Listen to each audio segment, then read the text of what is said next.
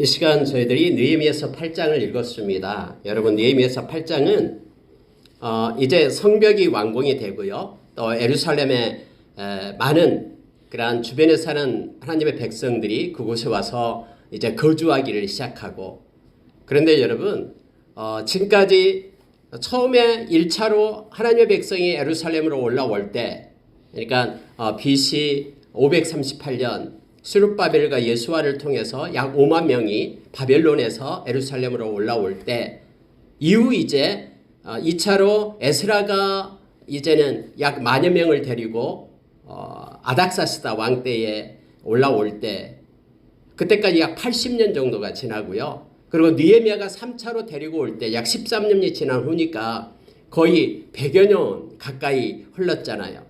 그래서 예루살렘에 처음 올라왔던 사람들이, 많은 사람들이 죽고 그의 자손들이 살고, 근데 주변에 있는 많은 그러한 이민족들이 또 사마리아 총독이나 아니면은 저기 암몬 그러한 지도자였던 도비야, 그리고 게셈 아라비아 그에서 정치를 했던 게셈, 이런 사람들의 막 압력 때문에 이스라엘 백성들이 곳곳에 흩어져서 살게 되었어요. 그래서 여러분, 이 느헤미야가 이제 족보를, 옛날에 100년 전에 올라왔던 그러한 사람들의 명단, 그 족보를 찾아가지고 그 사람들을 찾아가서 이제 예루살렘 성벽이 완공되었으니까 여기에 와서 거주하며 하나님께 영광을 돌리는, 정착하는 그러한 일들을 이제 요구했었죠. 그게 바로 7장에 나와 있던 내용입니다. 그러나 8장에 와서는 어떤 내용이냐면요,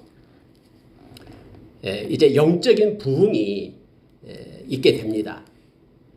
그들이 지금까지 하나님의 말씀을 모르고 그냥 어렴풋이 알고 있던 하나님의 말씀만을 따라서 살았던 그들에게 이제 생명의 말씀이 그들에게 들어가고, 그 말씀을 따라서 그들이 회개하고 말씀의 거울 앞에 자신의 모습들을 보면서 통곡하며 애통하며, 그리고 하나님 앞에 절기를 지키는데 초막절의 절기를 지키는 내용이 지금 8장에 나오고 있는 걸 보게 됩니다. 여러분, 에스라가, 그 사람은 에스라는 제사장이었죠. 뿐만 아니라 에스라는 학자였어요. 그래서 우리가 잘 아는 에스라서에서 에스라를 세 가지로 표현하잖아요. 에스라는 말씀을 연구하는 사람이었어요. 하나님의 말씀을, 그래서 전체 하나님의 말씀을 다 깊게 읽고 말씀을 묵상하고, 그리고 그 말씀을 깨달은 것을 갖다 준행하는 자였죠.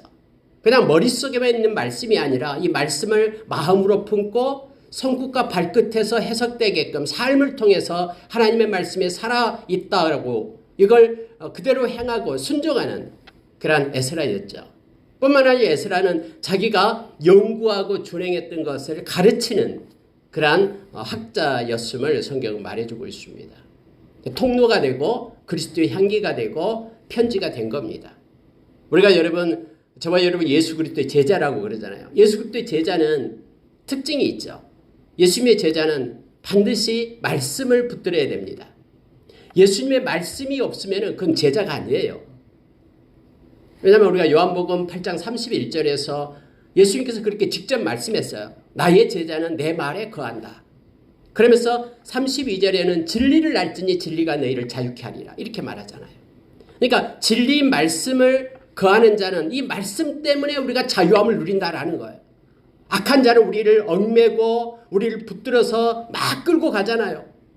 그런데 우리에게 말씀이 있으면 우리는 죄로부터 자유함을 얻고, 악한 자로부터 자유함을 얻고, 우리를 힘들게 하고 지치게 하고 얽매이게 하고 낙심케 하는 그 모든 상황과 환경으로부터 우리가 자유함을 누리게 되는 거죠. 그러니까 예수 그리스도의 제자들은 이처럼 말씀을 가진 자, 말씀 안에 거하는 자들이라고 성경은 말합니다.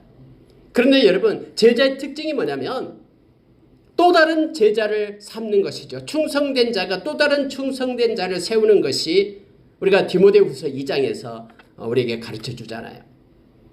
그래서 여러분, 저와 여러분은요, 예수님의 제자가 되었으면은 또 다른 이에게, 그 누군가에게 예수의 제자가 되기 위하여 우리가 통로가 되어야 됨을 성경은 말해주고 있습니다. 예수님께서도 마태복음 28장 19절 20절에서 그렇게 말했어요. 너희는 가서 모든 족속으로 제자를 삼으라. 이 말은 제자 된 사람에게 했던 명령이에요. 아무에게나 이 사명이 있는 게 아니라 제자 된 사람에게만 너희는 가서 모든 족속으로 제자를 삼으라. 아버지와 아들과 성령의 이름으로 세례를 주고 내가 내게 분부한 모든 것을 가르쳐 지키게 하라. 이렇게 말하잖아요.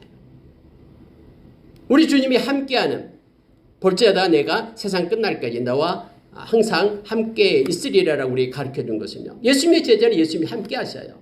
예수님을 따라가는 이들이 예수님의 제자이기 때문에. 그런데 예수님의 제자는 아버지와 아들과 성령의 이름으로 세례를 주라 이 말은 아버지와 아들과 성령의 이름으로 세례를 받은 제자가 되는 거죠. 이 세례라는 것은 연합을 얘기해요. 다시 말하면 연합이다라는 함께한다라는 거죠.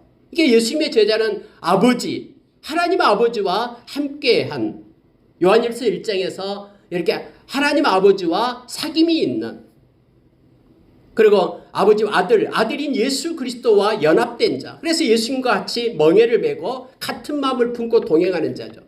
또 성령으로 세례를 받는다는 것은 성령과 연합된 자라는 거예요. 성령의 사람이죠. 우리가 여러분 베드로전서 1장 2절에서 하나님께서 저와 여러분을 택하시고 부르신 이유가 뭐냐면 거룩한 성령으로 순종함을 주기 위함이다라고 말하죠. 또 예수님의 핏뿌림으로 우리가 제사함을 받기 위하여 저와 여러분을 택했다라고 그렇게 말하고 있습니다. 그래서 아버지와 아들과 성령의 이름으로 세례를 받는다라는 거. 먼저 세례받는 자가 그렇게 세례를 주고 내가 내게 분부한 모든 것을 가르쳐 지키게 하라. 이게 바로 제자가 제자를 삼는 그러한 내용을 말하고 있는 것이죠. 성령을 쫓는 사람들이다라는 거예요. 예수님의 제자들은. 그리고 우리가 부단히 그렇게 가르치고 통로가 돼야 될 일이 뭐냐면 우리가 우리 정욕대로 우리 마음대로 인생이 우리 것이냐 그렇게 사는 자가 아니라 성령을 쫓는 자로 우리가 세워지게끔 가르치고 우리가 이렇게 훈련받아야 됨을 말합니다. 우리가 잘 알고 있는 로마서 8장 우리가 옛날에 암송했잖아요. 로마서 8장. 성령의 생각은 생명이고 평안이에요. 그러나 육신의 생각은 사망임을 성경은 말하고 있잖아요. 갈라디아서 5장 19절 이하에도 16절 이하에도 우리에게 가르쳐주죠. 우리로 하여금 육체를 쫓지 말고 성령을 쫓아 살아야 될 것을 말합니다. 우리가 여러분 데살로니가 전서 5장에 보면은 5장 18절 19절부터 나오죠. 19절부터 나오면은 우리 가운데 성령의 불을 끄지 말라라고 얘기하죠. 성령의 불을 끄지 말라는 게 무슨 뜻입니까?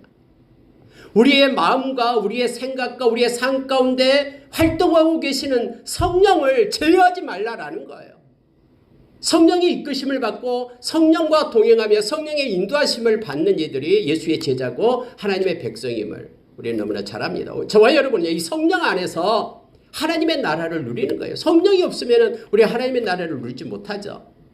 로마서 14장 17절에서 저와 여러분이 먹고 마시는 이 세상에 보이는 것에서 우리가 하나님의 나라를 누리는 것이 아니라 성령 안에 있는 의와 평강과 희락을 우리가 누리는 거예요. 성령님이 안 계시면 우리 가운데는 하나님의 사랑이 부어진 바가 되지 않죠. 로마서 5장 5절에서 성령을 통해서 우리 가운데 하나님의 사랑이 부어진 바 된다고 말합니다. 성령이 안 계시면 우리는 고아예요. 이 세상에 보면은 여러분 에베소서 4장 30절에서 우리가 성령 안에서 우리가 구원의 날까지 성령 안에서 인침을 받았다고 말합니다. 로마서 8장 15절 이하에서 우리가 성령님께서 우리의 증인이 되어서 우리가 이 세상 끝날 때에 성령께서 내가 예수 믿는 사람이라는 것을 증인이 되어줘요. 그래서 예수님과 함께 하나님의 나라를 상속받을 자로 우리를 세워주는 것이죠. 그래서 여러분 아버지와 아들과 성령의 이름으로 세례를 받는다라는 것이 엄청난 영적인 비밀이 있는 거예요. 하나님의 그 자녀로서 하나님과 연합된 자, 하나님 안에 있는 자, 즉 거룩한 자, 세상에 속한 자가 아니라 하나님에 속한 자가 된 거고요. 예수 그리스도와 함께 동행하는 자. 누가복음 9장 23절에서 아무든지 나를 따라오려거든 자기를 부인하고 제 십자가를 지고 날마다 나를 따를 것이니라고 말씀하셨잖아요. 그러니까 예수님의 이름으로 세례를 받았다라는 것은 예수님을 따르는 자가 되었다라는 거예요. 나의 뜻대로 나의 마음대로 내 인생을 경영하는 것이 아니라 우리 주님과 동행하는 삶을 사는 것이죠. 함께 어깨를 매는 거예요. 이 멍에를 매는 것이죠. 주님과 함께요. 마음이 같지 않는데 어떻게 끝까지 동행할 수 있겠습니까? 우리의 것을 버리고 우리 가운데 주님의 마음을 품는 것이 바로 예수의 이름으로 세례받는다라는 뜻이죠. 성령과 함께하는 삶. 성령이 우리의 마음의 왕자에 오셔서 성령이 우리를 통치하고 간섭하게 했고 우리의 마음의 왕자를 내드리는 거예요. 그래서 여러분 고린도전서 3장 16절에서는 우리 몸이 성전이라고 얘기하는 것은 너희 안에 성령이 계시는 것을 알지 못하느냐라고 말하는 거예요. 로마서 8장 9절에서 우리 속에 그리스도의 영 성령이 계시지 않으면은 우리는 그냥 종교 행위만 하고 있는 거예요. 이것 가지고 천국에 못 가요. 우리 가운데 성령님이 계셔야지만이 우리가 하나님의 자녀가 되는 것이죠. 그리스도의 사람이 되는 것입니다. 그래서 저와 여러분이 아버지와 들고 성령의 이름으로 세례를 받는 자임을 알게 합니다. 그러니까 여러분 이처럼 제자가 또 다른 제자를 삼고요. 이렇게 통로가 됨을 알게 합니다. 또 우리에게 분바 모든 것을 가르쳐 지키게 하라라는 것은 먼저 우리가 지키지도 않으면서 누구보다 말씀을 지키라라고 말할 수 있습니까? 그렇게 할 수 없잖아요. 로마서 2장에서 그렇게 말합니다. 살인하지 말라, 간음하지 말라, 도둑질하지 말라 이렇게 막 부지런히 그렇게 가르치는 자가 그렇게 가르치면서 내가 살인하고 도둑질하고 음란하고 이게 말이 되냐 하면서 책망하고 있는 내용이 로마서 2장이잖아요. 그래서 표면적인 크리스천이 우리는 아니에요. 우리는 이면적인 크리스천이에요. 우리의 중심이 하나님께 드려지는. 지금 여러분 이 8장에서는요. 어떤 내용이냐면 이스라엘 백성이 먼저 하나님 앞에 회개함으로 인하여 말씀 앞에 그들이 서는 거예요. 그래서 말씀 앞에 서기 때문에 말씀이 살아서 그들의 마음을 붙잡아요. 그러니까 그들이 통곡을 하며 회개하며 수문 강전에 모여가지고 일주일 동안 초막절 내내 하나님의 말씀을 듣고 하나님 앞에 기도하고 회개하는 그런 역사가 이 8장에 일어나는 겁니다. 여러분 내용을 좀 더 구체적으로 보면은요 이렇게 되어 있어요. 자 2절에 보십시오. 7째 달 초하루 제사장 에스라가 율법책을 가지고 회중 앞 곧 남자나 여자나 알아들을 만한 모든 사람 앞에 이르러 수문 앞 광장에서 새벽부터 정오까지 남자나 여자나 알아들을 만한 모든 사람 앞에서 읽음에 백성이 그 율법책에 귀를 기울였는데 이렇게 되어 있죠. 여러분 에스라는요 하나님의 말씀을 깊이 묵상하고 연구하고 그 말씀을 준행하고 그 말씀을 가르쳤던 그런 사람이에요. 에스라 대단한 사람입니다. 근데 이 에스라가 율법책을 가지고 와서 물론 율법책은 토라를 얘기합니다. 창세기, 출애굽기, 레위기, 민수기, 신명기 이 5권의 책을 얘기하죠. 새벽부터 정오까지 말씀을 읽었다라고 말합니다. 6시간을 읽는 거예요. 새벽부터 정오까지라는 것은 6시간을 얘기합니다. 그래서 아침 일찍부터 해 뜰 때부터 이제 정오가 될 때까지 6시간 동안 하나님의 말씀을 읽어요. 근데요 말씀을 읽을 때에 이 말씀에 능한 함께 했던 사람들이 12명이나 있어요. 12명이 있는데 자 4절에 그 나와 있습니다. 나무 강단을 만들어 놓고 그 위에 또 올라가요. 그리고 하나님의 말씀을 읽기 시작하는데 양쪽에 6명씩이 있어요. 레위 사람들이에요. 그래서 에스라가 말씀을 그렇게 읽기 시작하면 낭독하기 시작하면은 이 12명이 가서 그것을 갖다가 해석을 해줘요. 깨우쳐줘요. 물론 이 말씀은 히브리서로 되어 있기 때문에 히브리서로 읽으면은 잘 못 알아들을 사람들이 있죠. 무슨 뜻인지 모르는 사람들이 있고요. 그럴 때 이제 아람어로 그때 당시 그 헬라 지역에 쓰고 있던 아람어로 그들을 갖다가 깨우쳐주기 시작합니다.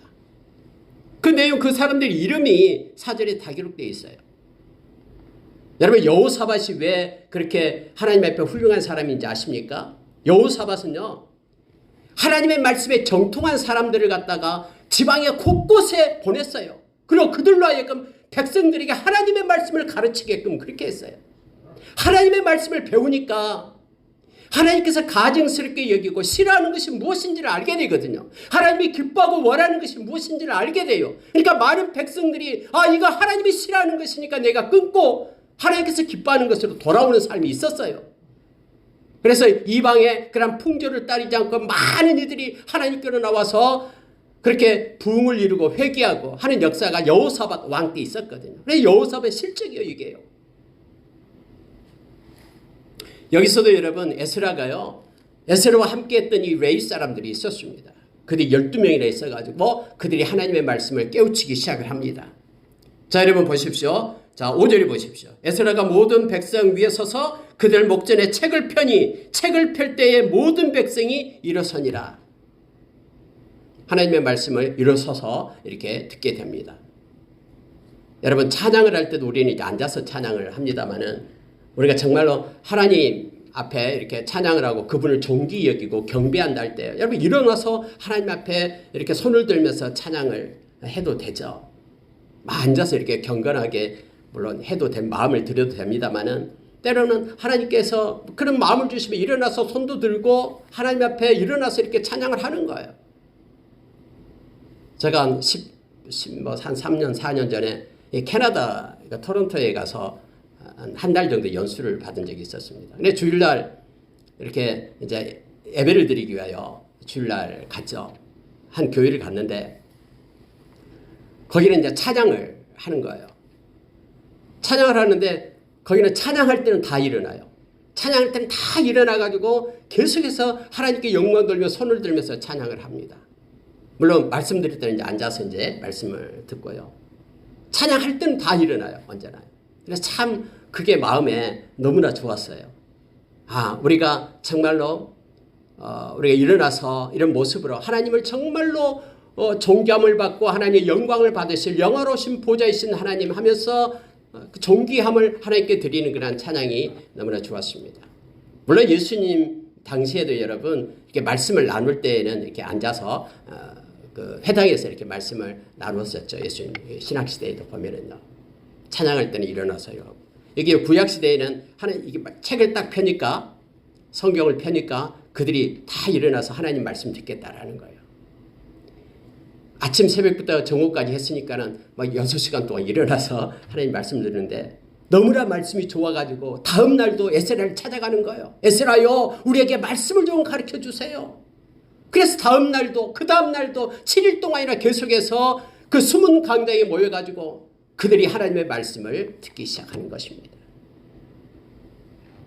우리가 기도할 때도 말씀이 있어야 되고요. 찬양할 때도 말씀이 있어야 됩니다. 그 기준이 언제나 말씀이 되기 때문에 그래요. 여러분 보십시오. 백성들이 일어납니다. 자, 6절 보십시오. 에스라가 위대하신 하나님 여호와를 송축하며 모든 백성이 손을 들고 아멘 아멘하고 응답하고 몸을 굽혀 얼굴을 땅에 대고 여호와께 경배하니라. 그러니까 그 모습이 막 그려지잖아요.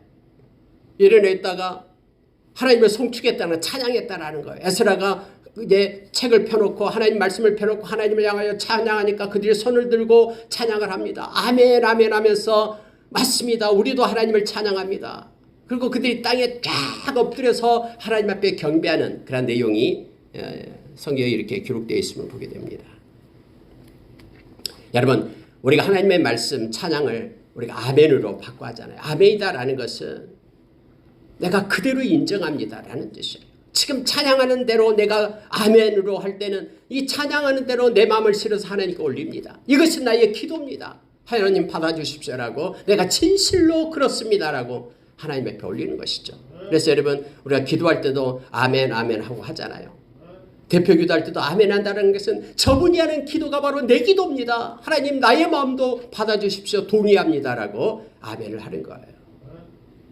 우리가 여러분 하나님 말씀 읽다가도 아멘 하나님 맞습니다. 이 말 맞습니다. 저 진짜 이 말 맞아요. 또 이대로 되기를 원합니다. 이 말씀이 나의 삶에 그대로 이루어지기를 원합니다 하면서 아멘으로 우리가 말씀을 읽고 아멘으로 찬양하고 아멘으로 기도하고 그런 저와 여러분이 되기를 원합니다. 그리고 진심으로 하나님 앞에 엎드려 하나님을 경배하고 하나님의 이름을 우리가 높이기를 원합니다. 예레미야서 17장에 보면은 하나님에 대해서 말씀하실 때 하나님의 영화로우신 보좌이셔요. 그래서 하나님은 존귀하시고 영광을 받으십니다. 하나님의 시작부터 존귀하신 높은 곳에 계신 존귀하신 분이에요. 우리와는 완전히 달라요. 모든 만물의 주권자 되시잖아요. 그분은 영원해요. 어제도 오늘도 영원히 살아계시는 그분이에요. 그래서 우리는 하나님을 바라볼 때마다 소망이 있는 거예요. 그분이 우리 아버지가 되기 때문에. 하나님은 우리 예배의 처소예요. 그래서 그분은 거룩하신 분이에요. 이곳에 하나님이 안 계신다 그러면 우리는 예배가 아무것도 아닌 거예요. 그냥 헛수고예요. 근데 살아계신 우리 주님은 예배의 성소가 되어서 이곳에 계셔요. 그분만이 거룩하신 분이에요. 생수의 근원이 되신 분이 하나님이셔요. 하나님은 그래서 전능하신 분이에요. 모든 생명은 하나님으로부터 나와요. 모든 은혜와 모든 것들은 하나님으로부터 주어지죠. 그분의 긍휼하심 때문에 저와 여러분이 구원을 받게 된 거고요. 그분은 찬송받기에 합당하신 공의로우신 하나님이셔요. 다음에 여러분 이 9장에 가면은 하나님에 대해서 에레미야와 느헤미야와 거기에 모인 모든 사람들이 하나님에 대해서 말씀합니다. 31절부터 나와요. 하나님은 긍휼하시고 하나님은 자비가 많으시고 31절부터 그게 쭉 나오죠. 하나님은 능하시고 광대하시고 능하시고 무서우시고 하나님은 말씀을 지키시고 인자하심을 지키시고 하나님은 공의로우시고 하나님은 진실하신 하나님이시다라고 많은 백성들이 다 모여서 하나님께 이렇게 영광을 돌립니다. 모든 문제들은요 우리가 하나님과 예수 그리스도와 성령님을 바라볼 때 다 해결이 됩니다.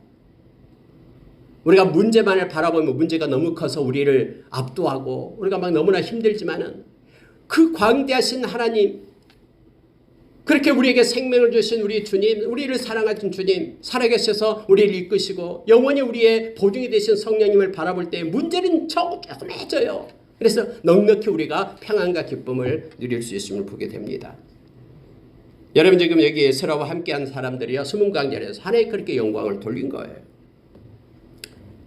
자 7절에 보니까 예수아와 바니와 해서 거기와 함께 있던 그런 12명이 나옵니다. 그들이 율법을 깨닫게 하였는데 자 8절 갑니다. 하나님의 율법책을 낭독하고 그 뜻을 해석하여 백성에게 그 낭독하는 것을 다 깨닫게 하니 백성이 율법의 말씀을 듣고 다 우는지라 이렇게 되어 있죠.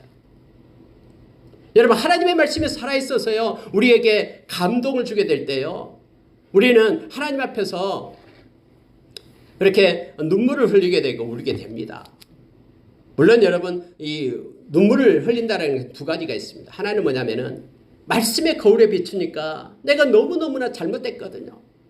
하나님의 마음을 너무나 아프게 했거든요. 그래서 애통하는 마음이 된 거예요. 말씀은 살아서 우리의 마음속 깊은 것을 후비기 때문에 여러분 히브리서 4장 12절에 보면은 하나님의 말씀은 살아있다라고 얘기하잖아요. 운동력이 있다라고 얘기하죠. 혼과 영과 관절과 골수를 찔러 쪼개고 우리의 마음과 생각을 감찰한다잖아요. 우리의 마음속 깊은 곳까지 하나님의 말씀은 살아서 들어가요. 그렇기 때문에 우리가 애통하는 심령으로 이 하나님의 말씀이 움직이는 거예요. 그래서 우는 거예요. 그때 백성들이요. 잘못했기 때문에 하나님 죄송합니다. 또 하나는요. 하나님의 말씀은요. 기쁨을 줘요. 살아서요. 우리를 회복시키고 하나님의 사람으로 온전케 하고 선한 일을 행할 수 있는 능력을 주고 우리를 거듭나게 하고 그래서 우리 가운데 기쁨을 주기 때문에 기쁨의 눈물, 감사의 눈물을 흘리는 거예요. 이 두 가지가 같이 나옵니다.